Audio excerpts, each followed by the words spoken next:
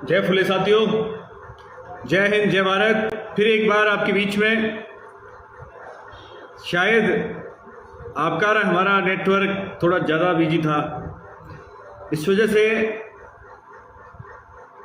रुकावटें चल रही थी, उसके लिए खेद है। लेकिन फिर एक बार आप सभी क्रांतिकारी साथियों से मैं मिलने वापस आया हूं। मैं आप सभी का दिल से हार्दिक अभिनंदन और स्वागत करता हूं। और साथियों, जिस तरह आप लोग जबरदस्त मुझे प्यार दे रहे हैं, उसके लिए मैं बार बार आपका धन्यवाद और आभार व्यक्त करता हूं। 15 सितंबर को लेकर जिस प्रकार मैं जहां जहां भी जा रहा हूं, आप वो कहते हैं ना कि ट्रक भर भर के जन आशीर्वाद दे रहे हो। गांव में हम ट्रैक्टर भर भर के आशीर्वाद देते हैं, वैसे ही आपके बीच में जैसे मैं पहुंचता हूं तो आप मुझे इतना जबरदस्त उत्साह के साथ आशीर्वाद देते हो कि गाड़ी भी छोटी पड़ जाती कई बार। इसलिए मेरे साथियों, आज कुछ बातें थी आपके बीच में चर्चा करने के लिए। उससे पहले मैं चर्चा करूं, उससे पहले मैं कहना चाहता हूं, जितने भी क्रांतिकारी साथी हैं, जितने भी युवा साथी हैं मेरे से जुड़ गए हैं, जितने भी वीर योद्धा मेरे से जुड़ गए हैं, उनसे मैं निवेदन करूंगा कि आप मेरी आवाज को हमारे तमाम वीर योद्धाओं तक पहुंचाने का काम करें, जिससे वो जल्द से जल्द जुड़ने का काम करें और वो उन तक अपने भाई का मैसेज पहुंच सके। मेरे साथियों, वो जुड़े थे लेकिन नेटवर्क की प्रॉब्लम चल रही थी, हम इसको अवॉइड करते फिर एक बार उनको हमारे साथ जोड़ने का प्रयास करेंगे। जितने भी युवा मुझे देख रहे हैं, जितने भी क्रांतिकारी साथी देख रहे हैं, मैं उनसे निवेदन करना चाहूंगा, उनसे अनुरोध करना चाहूंगा कि वो जल्द से जल्द अपने सोशल मीडिया ताकत को दिखाकर उन तमाम भाइयों को जोड़ने का काम करें। मुझे पूरा विश्वास है कि आप तक मेरा मैसेज पहुंच रहा होगा, क्योंकि आज जो हम बात करने जा रहे हैं, जो विशेष जो चर्चा करने जा रहे हैं, वो चर्चा उन तक पहुंचनी चाहिए। उनको लगना चाहिए कि हम सही दिशा में काम कर रहे हैं, उनको लगना चाहिए कि कहीं हम गलत तो नहीं जा रहे हैं। इसलिए जितने भी युवा मुझे देख रहे हैं, उन सबका ये कर्तव्य बनता है कि वो सही दिशा में लेकर जाएं। मेरे साथियों, आज का विषय था कि हम 15 सितंबर को आखिर राजस्थान की राजधानी जयपुर में क्यों आए।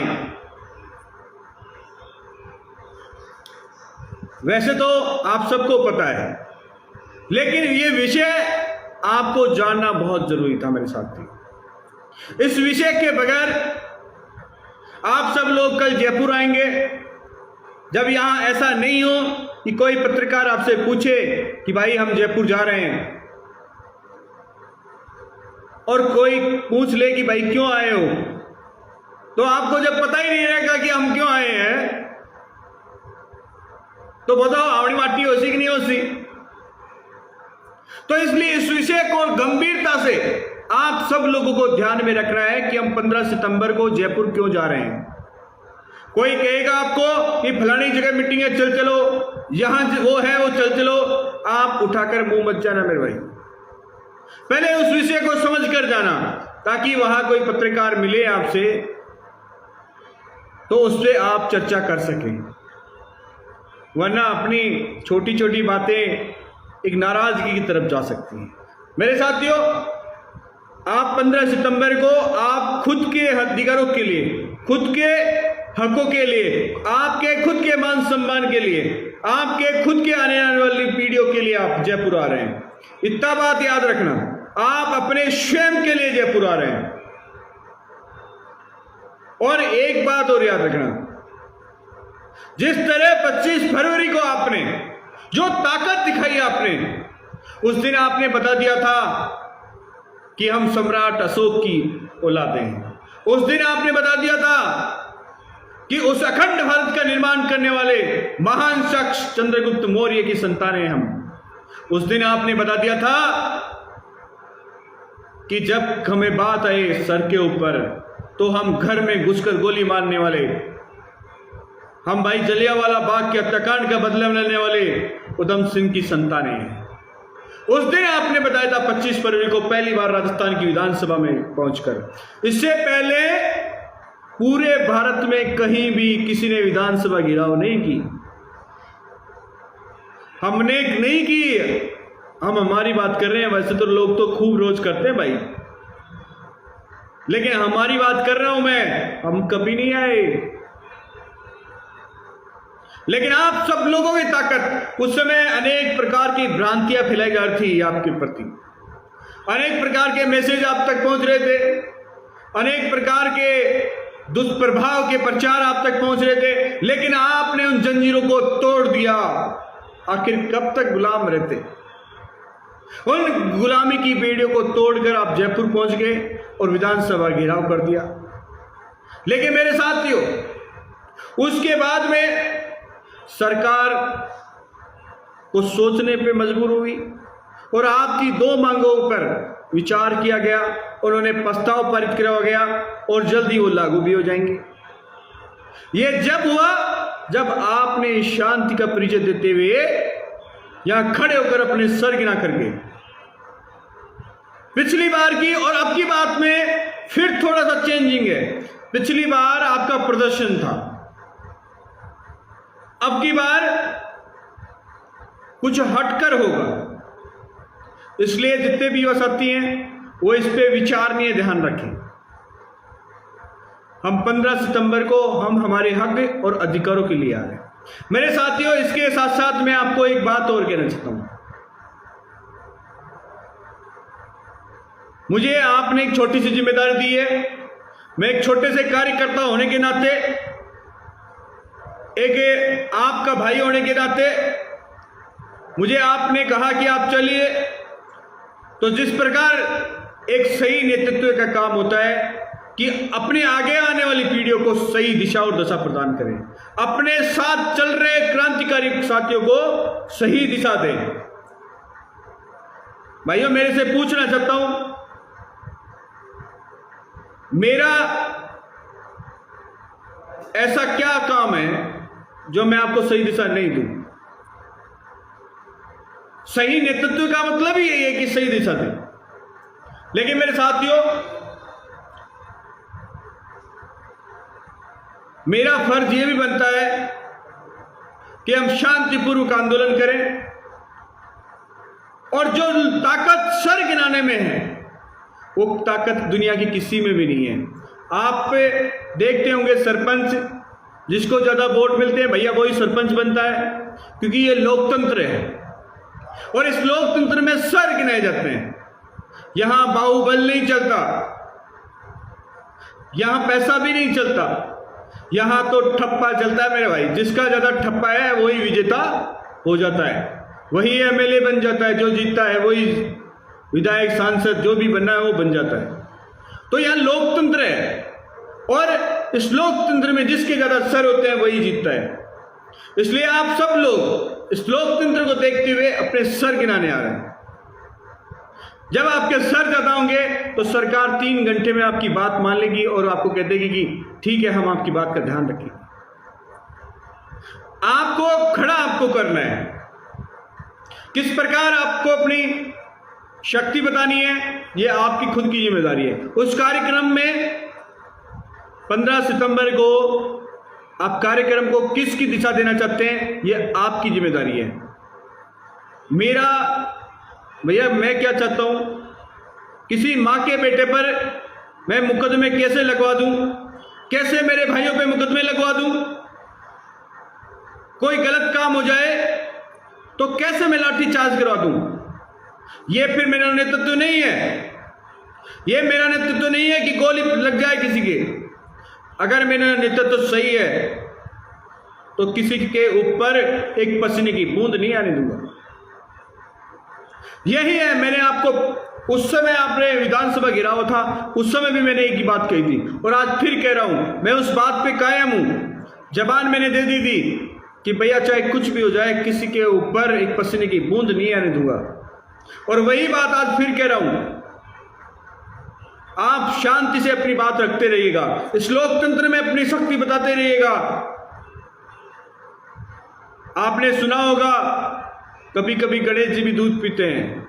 वो इसलिए पीते हैं कि अपने आइडेंटिफाई करते रहते हैं, इसलिए टाइम से टाइम आपकी आइडेंटिफाई करते रहेगा। सरकारें झुकेंगी और आपकी बात मानेगी। मांगने का तरीका होना चाहिए बस।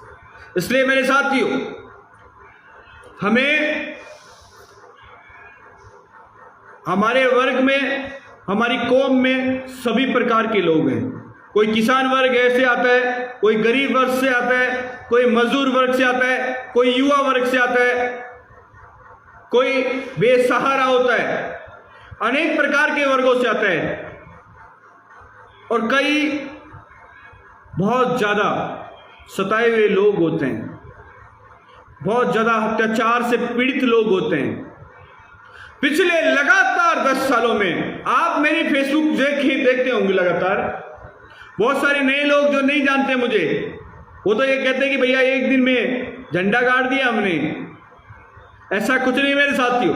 पिछले लगातार 10 साल में पूरे राजस्थान नहीं अपितु पूरे भारत का भ्रमण किया हमने। घूम घूम कर ये 11 सूत्रीय मांगों की नींव रखी है। अब आज तो बहुत बड़े बड़े लोग आ गए, जो विरोध कर रहे थे सबसे पहले तो वो आ गए। अब युवाओं को डिसीजन लेना है आपका कि आपको भैया क्या करना है क्या नहीं करना है। हमने तो हमारा फर्ज पूरा कर रहे हैं, अब आपको डिसीजन लेना है क्या करना है नहीं करना है। और मैं जो भाई लोग लाइव आ गए हैं तो उनको कहना चाहता हूं कि भैया शेयर करके वीडियो को जरूर पहुंचा देना, चाहे आपके व्हाट्सएप ग्रुप हो, चाहे फेसबुक हो और कहीं हो। भैया डिसीजन तो देखो, बात बता देते हूं मैं कि आपनो फर्ज बने कि 10 साल में अपन ने क्या क्या किया। जब भी किसी पे अत्याचार हुआ तो हम सबसे पहले आप युवाओं के माध्यम से पहुंचे। हम सब युवाओं ने मिलकर इन 11 सूत्रों की मांगों की नींव रखी। घूम घूम कर आखिर कहां कहां से पीड़ित हम लोग, वो ये मांगे रख दी। अब देखिए बड़े ताज्जुब की बात, जिस भाई ने 11 सूत्री मांगों की नींव रखी उसको ही कोई नहीं जानता। बड़ी कमाल की बात है। ज्ञापन दे रहे हैं 11 सूत्री मांगों की, लेकिन उन्हें पता नहीं है 11 सूत्री मांगे हैं क्या। इसलिए मैं आज का लाइव ये इसलिए बताने आया हूं मेरे भाई कि कल ना मीडिया वाले आपसे पूछ लेना या जयपुर आकर तो बता दो देना 11 सूत्री मांगे क्या है, इसको सही ढंग से पढ़ लेना। और मेरे साथियों, हम लोग सुविधा लेने आ रहे हैं, हम लोग सुविधा लेने आ रहे हैं, किसी का नुकसान करने नहीं आ रहे हैं। और सुविधाएं प्यार से ली जाती हैं। अभी तो जागे ही नहीं है मेरे भाई, अभी तो उठे हैं, पहली बार आए हैं, दूसरी बार आएंगे, अपनी बात सरकार से कुछ लेकर जाएंगे। भैया कुछ लोग पूछ रहे हैं लाइव के माध्यम से, भैया ये आरक्षण कैसे मिलेगा, भैया ये आरक्षण कैसे मिलेगा।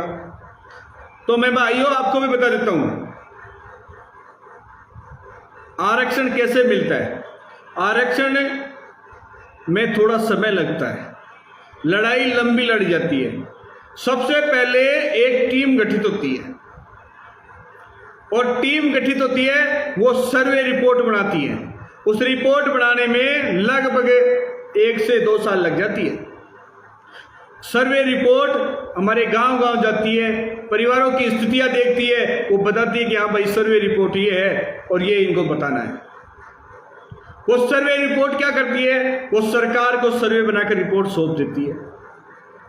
उस रिपोर्ट के बाद में क्या होता है, उस रिपोर्ट के बाद में जब सर्वे रिपोर्ट बन जाती है तो सरकार उसको विधानसभा में पारित करती है। और विधानसभा जब पारित होती है, वहां जिसकी जितनी संख्या होती है उसकी बात मान ली जाती है। वहां से प्रस्ताव बन जाता है तो भैया सेंट्रल में भेज दिया जाता है, सेंट्रल से फिर अपने पास आता है। लेकिन ये सारा कानून राजस्थान गवर्नमेंट पे होता है। अब गवर्नमेंट की कोई की भी बात हो, लेकिन लड़ाई लंबी होती है। अब तो आज ही राय का नो पढ़कर बचाओ क्या मिले। इसलिए मेरे भाइयों, मैं तो सिर्फ आपको इतना समझाने चाह रहा हूं, पूरे जोश के साथ, पूरे उमंग के साथ, ऐसा कोई गलत काम मत करना जिससे लोग हम पर उंगलियां उठाना चालू करें, बल्कि ऐसा काम करके जाना जयपुर में कि दुनिया ये कहे कि यार माड़ी समाज के लोग आए थे लेकिन किसी का पत्ते का नुकसान भी नहीं किया। यही मैं आपको समझाना चाह रहा हूं। और जब आपकी बार जिसकी संख्या ज्यादा होगी सरकार उसकी बात मान लेगी और आपकी मांगे मान ली जाएंगी। इसलिए सबसे पहले हमें कमेटी बनवानी है साहब, अब की बार इन कमेटी बनवानी है, बहुत सारी चीजें हैं लेकर जानी है, लेकिन ये जब संभव होगा जब हम सारे युवा इकट्ठे होंगे, सारे युवा मजबूती के साथ खड़े होंगे। जब एक बेटा आ जाता है तो याद रखना बाप तो पीछे पीछे ढूंढते ढूंढते आएगा लट लेके। इसलिए मैं आपको इतना कहना चाह रहा हूं, सारे युवा पूरी ताकत के साथ, पूरे जोश और जुनून के साथ, पूरी उमंग के साथ 15 सितंबर को जयपुर कूच करना है। जिस प्रकार आपने 25 फरवरी को ताकत दिखाई वो अब की बार कमजोर नहीं रहनी चाहिए। गांव गांव चावल बंटवा दो, घर घर चावल बंटवा दो, ढाणी ढाणी पीले चावल भिजवा दो और बता दो भैया 15 सितंबर को जयपुर कूच करना है। 15 सितंबर को जयपुर कूच करना है, ये हर एक भाई की जिम्मेदारी है। मेरे साथियों, फिर मैं आपको बताना चाह रहा हूं, पिछली बार की जैसे वही लोग एसी में बैठे बैठे लग्जरी मकान में आनंद लेते हुए आपको मैसेज करेंगे जयपुर कौन जानो छे, जयपुर कौन जानो है। और ऐसा अनेक प्रकार से गुमराह करेंगे, अनेक प्रकार से आपके ऊपर दबाव पड़ाएंगे, लेकिन कभी आप एक बार पलटकर, एक बार जब वो ये बात करें, एक बार पीछा मुड़ करके उसको ये पूछना कि भैया तू तो 75 साल का हो लिया, 50 साल के हो लिए, तुम 50 साल से हमारी मांगों को क्यों नहीं उठाया भाई? आखिर क्यों नहीं उठाया हमने? क्यों नहीं भाई हमारी मांग दिलवाई? हमें क्या जरूरत थी जयपुर आने की भाई? हम गांव में रहने वाले लोग, खेतों में खेती बाड़ी करने वाले लोग, भाई जयपुर में आने की क्या आवश्यकता है? बताइए, आवश्यकता है क्या? लेकिन साथियों आज मजबूरी हमें लेकर आ रही है। आज 2 बीघा जमीन हमारी, उसमें मकान बन गए, कुछ जमीन बची है उसमें पानी नहीं है, परिस्थितियां उल्टी हो गई है। अब हमारे लोगों को भी उनके हक और अधिकार चाहिए। अब जब तक जो हमारा जो बंटवारा लोग खा रहे थे वो बंटवारा भी हमें चाहिए। इसलिए मेरे साथियों, तमाम जितने भी युवा साथी देख रहे हैं, जितने भी मेरे भाई हैं, उन सभी लोगों को समझाएं कि हम जयपुर अपने हक और अधिकारों के लिए जाएं। जितने भी भाई लोग हैं आप ज्यादा से ज्यादा शेयर करें, ज्यादा से ज्यादा अपने लोगों तक पहुंचाएं कि फिर एक बार उनका भाई उन्हें याद करना है। आपका भाई याद कर रहा है कि हमें 15 सितंबर को फिर जयपुर आना है मेरे साथियों। और मैं आपको इतना कहना चाहता हूं कि 15 सितंबर को वही हल्ला बोल होना चाहिए जिस प्रकार आपने 25 फरवरी को किया। एक बात और कहना चाहता हूं कि जगह जगह जिस प्रकार आप सब लोग जन आशीर्वाद दे रहे हो, जगह जगह जिस प्रकार आप पूरे हर्षोल्लास के साथ आशीर्वाद दे रहे हो, उसके लिए हम दिल से आभार व्यक्त करता हूं। साथियों, गाड़ियां कम पड़ जाती है, इतना जबरदस्त आशीर्वाद जन सैलाब के साथ देते हो, बहुत ही अच्छा लगता है, बहुत ही जबरदस्त उत्साह है, बहुत ही अच्छा लगता है। देखने को मिल रहा है कि कोई त्योहार आ रहा है। और जितने भी क्रांतिकारी साथी हैं जो इस जंग में दिन रात मेहनत कर रहे हैं, वैसे तो मैं आपका संघर्ष देख रहा हूं, जो आप संघर्ष कर रहे हो। कुछ भाई हैं करौली के जो मोटरसाइकिल लेकर गांव गांव, बूंदी के भाई गांव गांव जाकर मीटिंग कर रहे हैं, झुंझुनू के युवा साथी जगह जगह मीटिंग कर रहे हैं, अलवर, दौसा, ये सारे युवा गांव गांव जा रहे हैं। साथियों, बड़ी खुशी मिल रही है।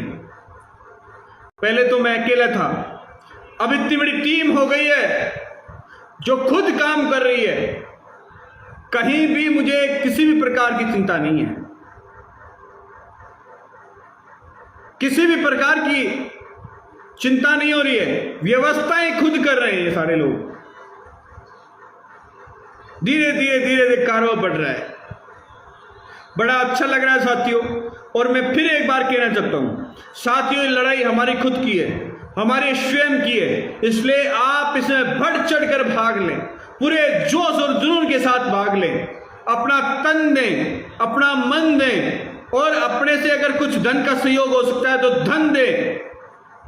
जैसे कि कुछ गाड़ी की व्यवस्था करवा दें वहां पर जहां छोटे छोटे गांवों से व्यवस्था नहीं हो पा रही है, या और भी किसी प्रकार की आप मदद कर सकते हैं तो वो मदद करें। और मैं उन लोगों को भी कहना चाहता हूं जो एसी में बैठे रहते हैं, उनको किसी से मतलब नहीं है। उनको ये कहना चाहता हूं, मेरे लाडलो, मैं आपसे हाथ जोड़ कर निवेदन करना चाहता हूं, आप टाइम भी मत दो, धन भी मत दो, तन भी मत दो, कुछ भी मत दो, लेकिन कम से कम सोशल मीडिया के माध्यम से तो सपोर्ट कर दो।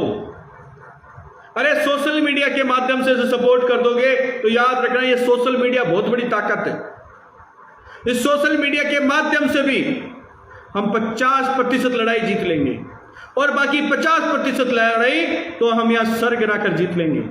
इसलिए मैं उन लोगों को भी कहना चाहता हूं, मेरे साथियों, आप अपने वहां से बैठे बैठे भी, चाहे आप कहीं से भी हो, लेकिन सोशल मीडिया के माध्यम से भी आप जरूर सपोर्ट करें। मेरे क्रांतिकारी साथियों को फिर एक बार धन्यवाद करता हूं। जितने भी युवा इस कार्य में लगे हुए हैं, मैं उन बब्बर सिरों को बार बार धन्यवाद करता हूं। साथियों, इतना लाड़ प्यार है कि वो एक बार तो सीनों चीर दिखा दी कि सबकी फोटो छपकी भी गए। बड़ा दिल करता है कि सीना चीर के आपको सबको दिखा दूं कि आपके प्रति कितना प्यार है, लेकिन क्या करूं, समय जिस लड़ाई के हम लिए लड़ रहे हैं, उस लड़ाई में मुझे पूरा विश्वास है कि आप कदम से कदम मुझे मजबूत करते रहेंगे। इसी के साथ धन्यवाद। जय फुले, जय हिंद। और एक बार फिर जितने भी युवा हैं, ये मैसेज मेरा जरूर पहुंचाएं। इसी के साथ धन्यवाद।